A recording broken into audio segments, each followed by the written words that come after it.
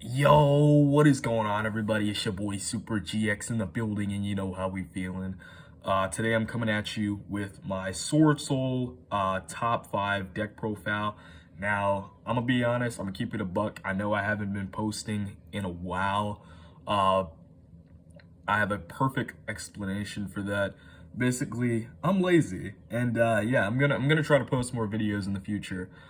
But basically, last week I played in a 3v3 and went undefeated. So this is a undefeated slash top 5 list because last night I also topped my OTS tournament with Sword Soul again. I was gonna do a video last week after going undefeated at the 3v3, but I'm glad I didn't because this is the exact same list and I topped last night.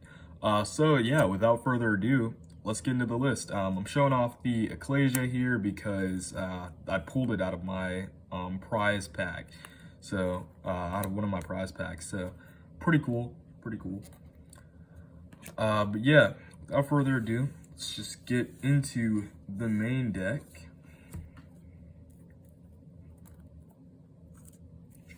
For the Sword Soul monsters, I've got, whoa, so far off the frame. I've got 3 Ecclesia. You're gonna have to work with me. It's been a while since I posted a video, so this is a bit weird. 3 Moye, 3 Longwan, and 2 Tai for the Sword Soul monsters. I feel like this lineup is pretty much standard. A lot of people play 2 Ecclesia, but I feel like you need 3 just for that extra consistency buff. Moye, you get the draw off of him, and it feels so good to draw into a hand trap. Obviously, I don't always draw into a hand trap. Big sad. Long one's just crazy, birding people in time, and then also just like just being that extra body on the field.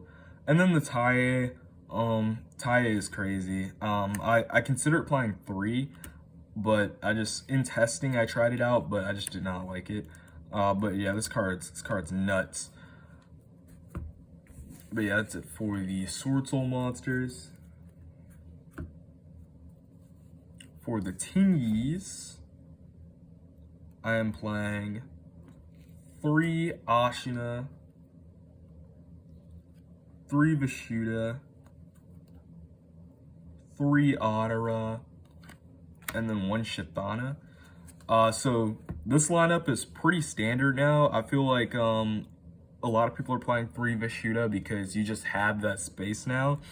And this card is just cracked. I bounced so many people's cards last night and last week as well. But basically, Ashina gets out all of your Tenyi monsters. Vishuda bounces your opponent's monsters. Ottera grabs back your Tenyis, and then Shithana basically protects your normal monsters by battle, and then you get to pop one of their cards. And it actually came up last night against Salad. He summoned Access Code, and instead of just popping the normal monster, he attacked into it. So I just Shithana popped the Access Code, which was pretty funny. Either way, his monster was gonna get popped, but it was still fun. I lost that game, but it was still fun. Let me just go ahead and go over the matchups as well. So last week at the 3v3, round 1, I played up against Despia and then got it 2-0. Round 2, I played up against, what was it in round 2? It was Sacred Beast. And then round 3, I played up against Shadal Despia. And then round 4, I played up against Dinos. So basically, I won all of those matches. But tonight, last night, round 1, I played up against, what was it that I played up against round 1? It was Mystic Mind Burn. Yeah, that was annoying. But basically, I got that 2-0. Round 2, I played up against Striker, and then I lost to time. Shout out to Michael. I really, really wish they would ban engage again. Um, round three, but yeah, that was my only loss was to striker. Round three, I played up against Code Talkers and got that on 2-0. Ching Ying's just a hell of a card. And then round four, I played up against Salad, and then I got that in time because this deck burns like a lot. But yeah, that was a last night was probably really fun, especially the last match against Salad was crazy. It was the Brave Salad as well. That was a wild match.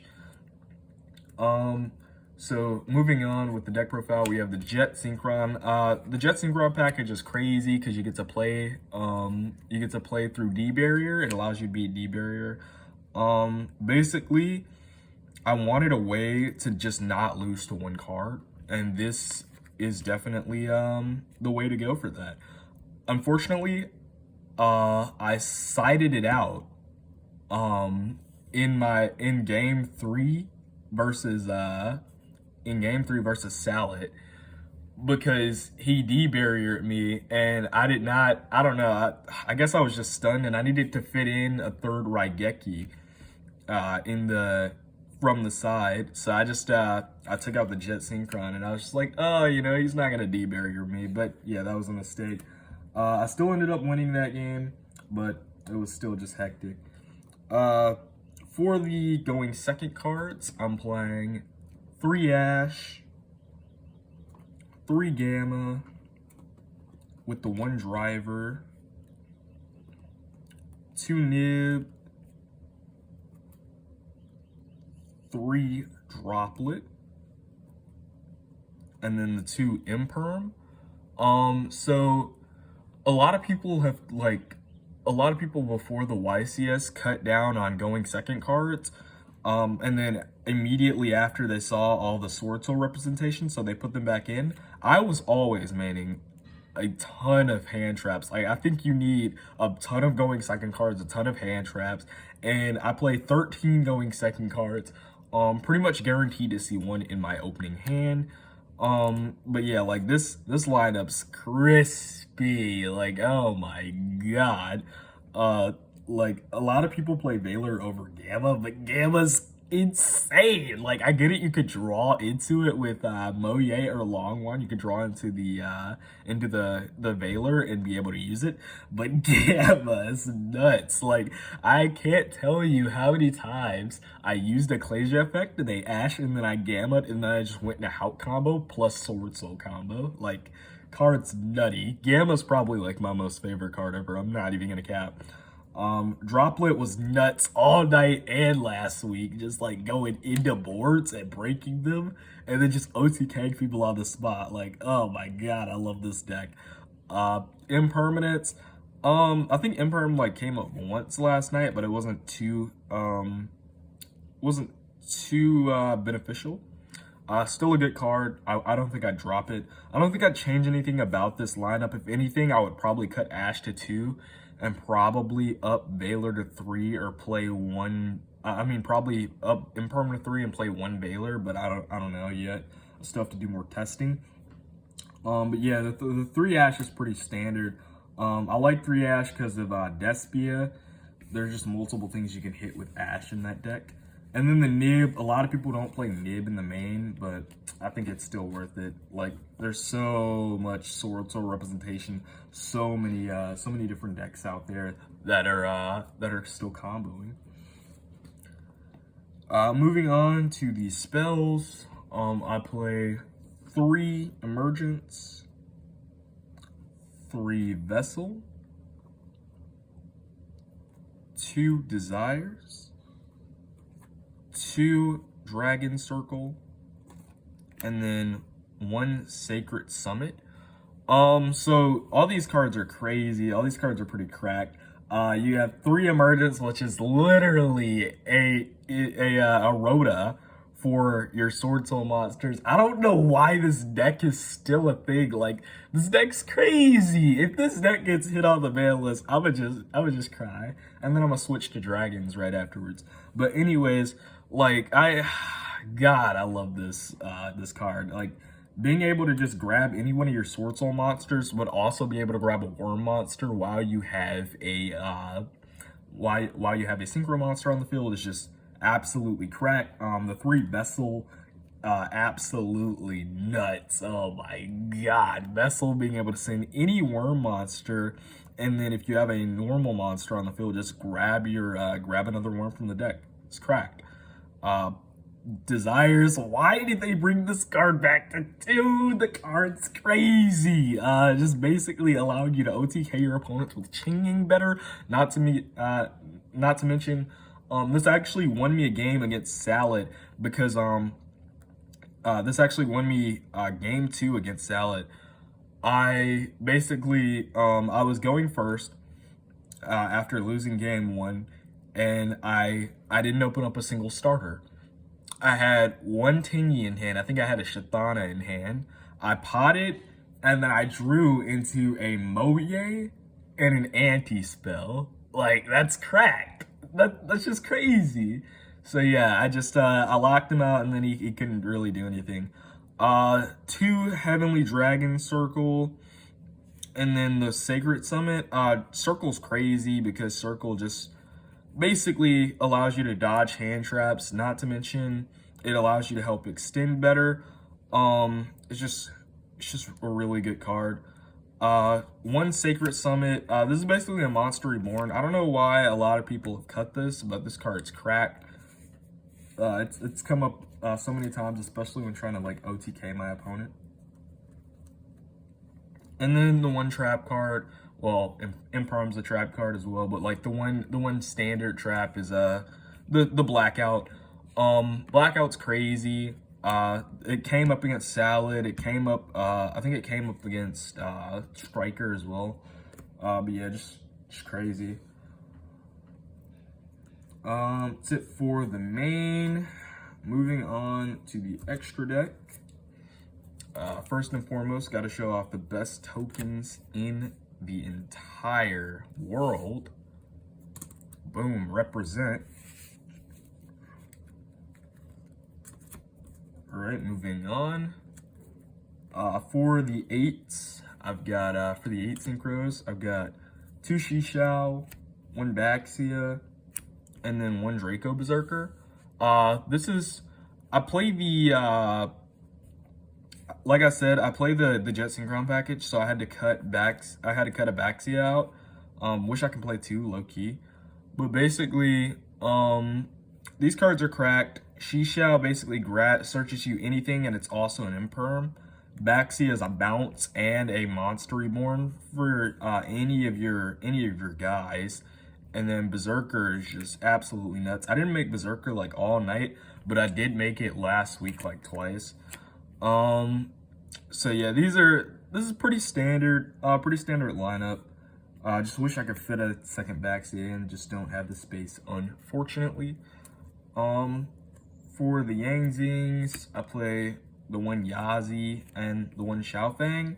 These like never come up. If I ever play against Drytron, Xiaofang might come up. And then if I ever need to extend more, Yazi might come up, but they just don't really come up a lot, unfortunately. But I'm sure they will in the future. I don't think I'd take them out because they're just kind of standard at this point. For the 10s, 1 long one, 1 Sovereign, and then 1 Baroness de Fleur. These cards are cracked. I went into Barone a lot more than I thought I would last night. I didn't make it last week though at all, which was crazy. It's crazy how like these cards come up into just like different scenarios. Sovereign's just nutty. Basically allowing you to banish and kill your opponent. It came up against Kotaker. He set up a board with Avermax, and I just non-target banished the Avermax, and then went in for game. And then Sovereign's crazy. I made this all night, and it just allowed me to just burn my opponent, and just keep controlling the board essentially. So just a great card. For the Link monsters, 2 Monk for the 1s and the 1 Link Karibo. I'll get to these cards in a second, but moving on to the 2s, the 1 Shaman and the 1 Hauk. So sorry for the camera, for the like camera shaking and the light flitching. But basically, and then the 1 Apo for the 4. Monk's crazy. I wish I could play 3, but you just don't have the room. The 1 Karibo.